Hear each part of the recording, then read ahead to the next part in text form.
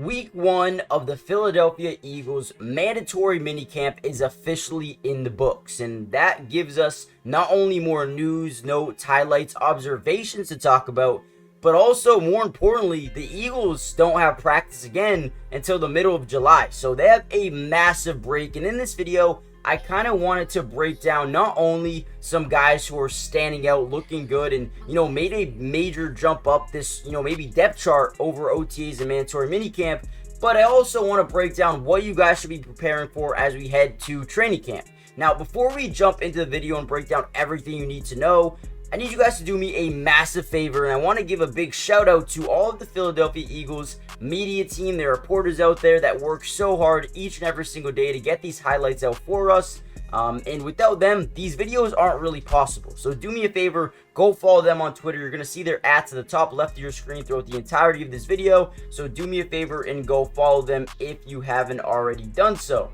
Now, I really wanted to kind of break down a couple of guys who maybe improved their stock throw practices over the last few weeks. The first one being John Ross. I mean, Ross started OTAs with the third string offense, right? He was barely even getting reps in too much, and now he's getting some starts here and there, working with the one. So listen, John Ross has been a guy who has worked his way up the depth chart in just a matter of a couple of weeks, and I think that will continue to be the case over the next few months here. Even in training camp, he's a guy that could battle for this number 3 job behind Devontae Smith and AJ Brown. Even though Paris Campbell has taken the majority of the first team reps, John Ross is showing the ability to get behind the defense and make big time plays with the ball in his hand. So listen, a playmaker off the bat. I love what John Ross is doing, and he's a guy that has been really good. Another guy that's been interesting is tight end Grant Calcaterra. He's a guy that will need to continue to make jumps up. Obviously, they have Dallas Goedert. They have CJ Uzomah coming over from New York. They have, Albert O as well coming over from Denver. But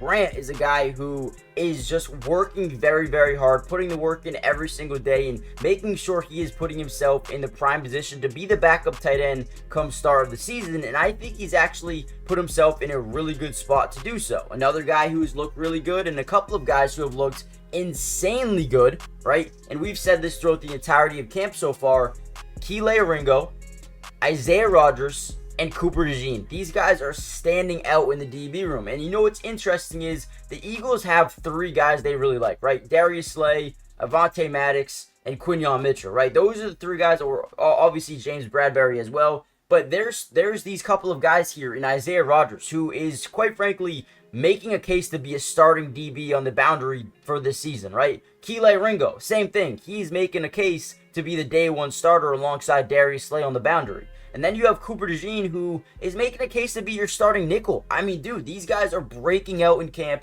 These guys are looking extremely good. And again, take it with a grain of salt because the pads aren't on yet.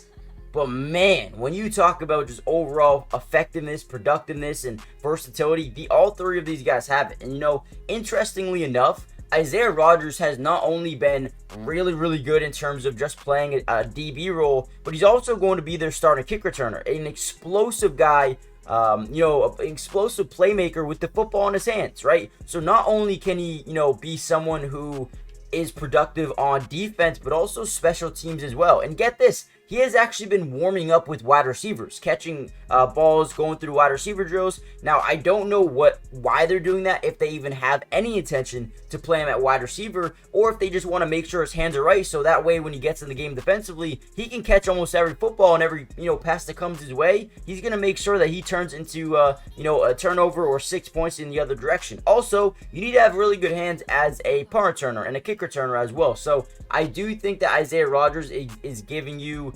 some big time playmaking ability on special teams, maybe a day 1 starter. But man, you look at him as one of the biggest steals of last year. I mean, dude, wow. I mean, he was suspended, but he's back. Now, before we get any further into the video and talk a little bit more about these guys, make sure you guys do me a massive favor. Hit the like button just so we can get this video out to more Eagles fans around the world. But more importantly, subscribe if you're new. It's free, doesn't cost anything, and we will be covering the Eagles throughout the entirety of the offseason. That includes the rest of OTAs and minicamp, which we're through, but we're going to have more videos coming over the next few days. We're also going to be covering training camp, preseason, regular season, and breaking down some all-22 coaches film for the season when it does kick off. Lastly, make sure you guys check out my Twitch. We'll be live streaming a bunch of film for the Eagles. We're going to be breaking down even more Philadelphia Eagles news on the Twitch live, and playing some, EA college football and Madden, whatever it may be. So go follow Twitch. With that being said, let's dive back into the video. Now,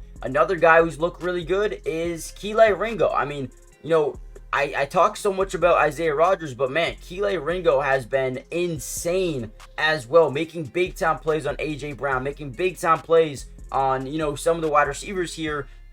I think he's got a shot to being one of the, main guys who starts, right? So we'll see what happens with Ringo, but when you talk about standouts for the Eagles, there's been two that stand out the most to me, Isaiah Rodgers and Ringo. Other than that, Cooper DeJean has looked good, continued to develop. We've heard a lot of ideas and a lot of, different projections of him starting as a safety, but maybe playing nickel, and then having Avonte Maddox. Where is he going to play? Well, over the last few weeks here, Avonte Maddox has actually been, learning the safety position, trying to understand what a safety does in certain coverages and when to play what. So I think one thing that stands out to me for this Eagles team is the defensive versatility and the dynamic that this team is going to have next season of, being able to play Cooper DeJean at safety, being able to play CJ Gardner-Johnson, Devontae Maddox, right? Even a guy like Ringo and James Bradberry could even play safety as well. So I feel like they have so many guys that are interchangeable. If you want to give Darius Slay a break, put Isaiah Rodgers in, or if you want to give Avonte Maddox a break, put James Bradberry at safety, and then put Cooper DeJean at nickel, or put Avonte at nickel, and then put there's just so many different ways to implement these guys. Quinyon Mitchell and Darius Slay and James Bradberry and Ringo and Eli Ricks. There's so many players in this DB room. I think they're going to be one of the most versatile, dynamic DB rooms in all of football. And also, you talk about their ability to maintain stamina throughout the game because the guys rotating in and still giving you great productiveness. Man, this Eagles team is going to be different, right? We also talked about Nakobe Dean coming off the bench, playing with the twos. Zach Bond being starting linebacker for this unit. Now, he might not be, with the edge rushers, but it seems like he will be one of the two starting linebackers on this defense, which is interesting. Unless Nakobe Dean can take a major step up, we'll see what happens there. Mekhi Becton's another guy who seems to be the top backup at left tackle and right tackle, and probably even left guard as well.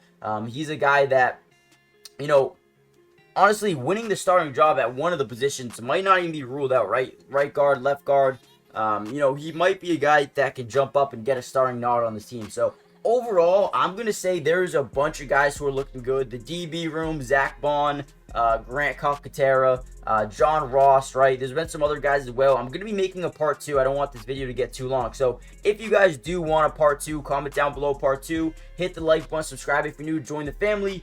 But man, in my opinion, the Eagles, they are scary once again. Again, if you guys want part 2, let me know in the comments. I'll see you guys then. Peace.